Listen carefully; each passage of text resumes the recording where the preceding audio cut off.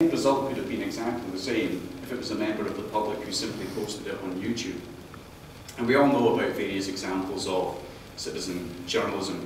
And that takes me to my next point, which is about the potential transformation of hyperlocal media, or community news, and the fact that hyperlocal media is going national. By hyperlocal, I mean those outlets that are ostensibly about serving a well-defined geographical community and which traditionally have been served by a shoestring print publication. Except now this activity is to a large extent going online. And the really interesting aspect for me is the combined effect of such localised news gathering, the variety of people who could be considered as journalists, and the speed of communications facilitated by smartphones and social media. In some cases, these are still shoestring operations, but on a more sustainable footing than their predecessors because the barriers to entry and the overheads are so much lower. In others, the existing big players are involved, such as the well-established BBC local news pages, the Guardian local initiatives, those just discontinued, or the Scottish commercial broadcaster STV, which has launched a series of local news websites and has put really significant resources behind it. The interplay between all this means it's a very straightforward and quick process for something to be picked up at a community level and elevated into a story for national broadcast or print. And previously, it would have been either below the radar completely, or the delays in getting the story told meant it got passed over. And for my organisation, when you've got the best part of 20,000 staff who provide services that affect the lives of literally everyone in a particular place, literally every single day, that could be quite a lot of story material to be picked up at that community level. So, practically, what do we do about all this in the council? Well, if media relations used to be a bit like food service in a stuffy hotel, providing set fare at set times to residents only, perhaps now it's a bit more like an all-day buffet, open to anyone who walks in. And instead of presenting a paltry choice in a limited way to a select few, maybe we should be in the business of providing a wide variety of delightful dishes that can be picked up throughout the day. Assuming that metaphor hasn't given you indigestion and you're still with me, I see that as bringing about some real changes in what we do and how we do it. We need a range of ways of presenting, selling and sharing our content. And the news release, the news conference, the photo and interview opportunity, for us, just don't cut it anymore. But we can't get fixated with the form of packaging because there isn't the time. Each organisation, in my view, needs to develop its own simple, efficient and effective ways for promoting its messages. And we, for our part, are still very much working on ours. And we are having to revise and revisit our communication processes like never before. Although it's not driven entirely by external pressures. We see the opportunities and we want to exploit them. Equally, looking out with comms in itself, management information and decision-making processes need to keep pace with the changes too. And that was something that came out particularly during the weather. Else, there won't be anything for us to work with. We need staff throughout the organisation who are well briefed and potentially trained for dealing with the media, because everyone's exposure to journalists in whatever form is going to be greater, and I think will happen more often in seemingly innocuous situations that we won't necessarily be aware of, involved in, or able to manage.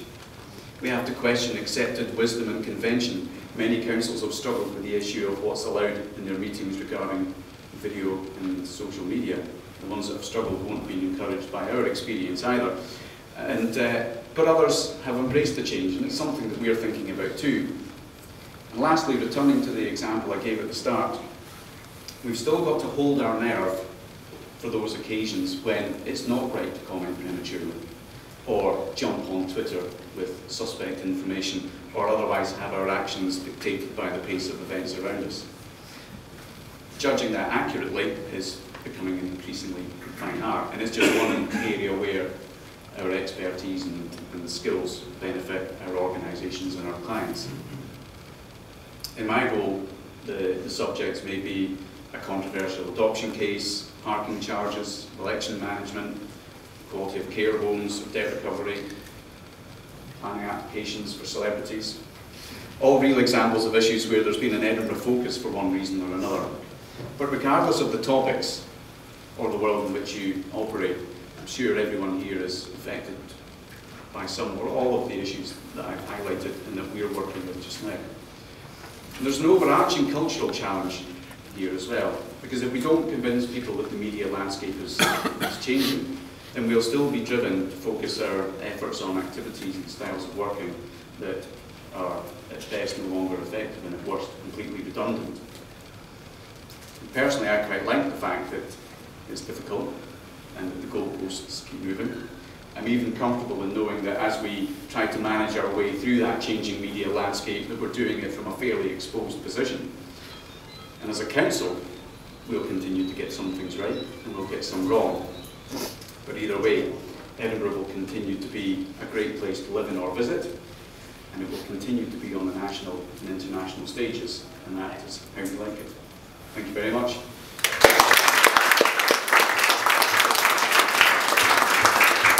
Thank you very much, Stewart. Any questions for Stewart?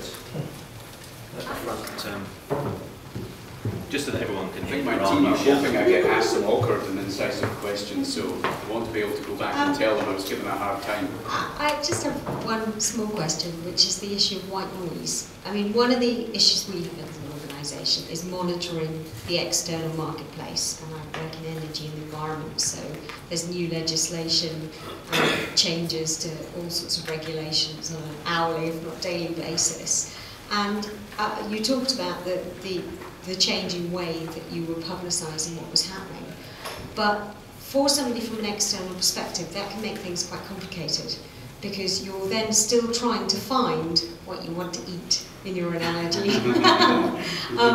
And when you don't, when you move away from sort of a standardised process to this sort of everything is available for all, I find that there are two problems. One is simply filtering out the bits you're not interested in, and the second is for the organisation putting out the information, how do they highlight the things that they want people to pick up? Okay, that's quite a tricky one, I think. I suppose the first thing I need to do is qualify things from our point of view, because we're in quite a lucky situation in that we've got a captive audience. I said that everyone in the city is affected by what we do and what our responsibilities are, and so to a great extent people are already interested in what we're saying and engaged with us in a whole variety of ways. So we don't face the same challenges, I think, that other people do in trying to get messages out. We do sometimes, because the white noise might be bad stuff about us when we are trying to say, no, actually, they're brilliant. But I think that was the point I think I was making when I said we are trying to work out a variety of different ways and working out what the best type of message is and the best target audience is. So whether it's something we're putting out on Twitter and how we differentiate that from Facebook, what we put on our news centre, which is principally just news releases, and thinking, well, we've got a whole pile of other stuff as well, and we're not using that, and we're not targeting it effectively, so we're thinking, well, we might try doing a news blog. It might be around having the different types of channels, so the council has its corporate Twitter feed, for example, but it also has Ed and Travel, which is real-time information about the travel situation in the city. And so I think we can go about it in that way, and people will become familiar, and if we cross-reference between them all, then I think gradually people will understand, well, if I want to see image or video-led material, perhaps discursive type stuff, then I'm going to go to the council's Facebook page.